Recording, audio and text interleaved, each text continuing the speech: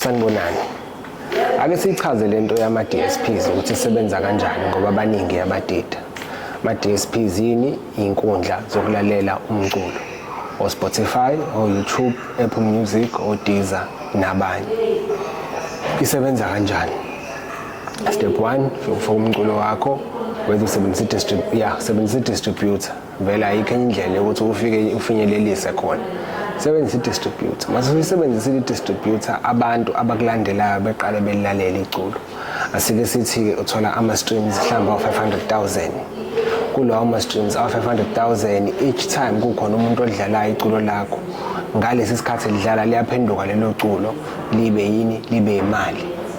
Ngoba liba imali, abantu laba bama DSPs bazothatha ipercent labo. Angikhulumi ngedistributor, ngisakhuluma ngabantu baseinkundleni zokulalela umculo. Bathatha ipercent labo okubani? Oku 25 to 30%. Right? Bese bethatha lo 70% bewutreat 70 to 80% bewutreat sengathi 100%. Kulo 100% abawutreat njengathi uwona.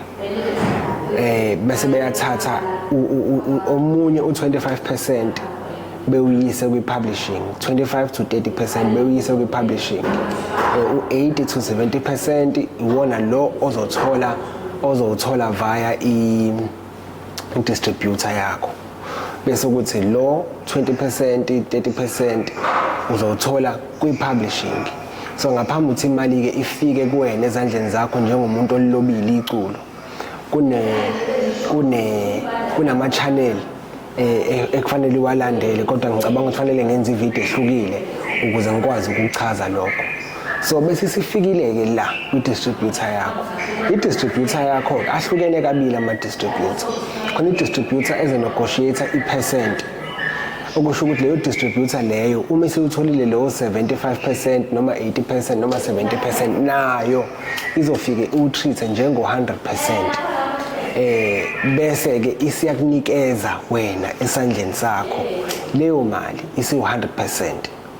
Yabo, ukhumbule ukuthi njalo ithathile i-digital streaming platform, uthathile uYouTube kule abayikhokhile bese siyaqoqwa isihlanganise nenye. Yabo, uYouTube uwona ukuthatha kakhulu ngoba uYouTube uthatha 55% kanje. Afani no Apple no Spotify, ngoba Apple no Spotify bathatha ama percent athe ukuthi kancane u30% no 20%.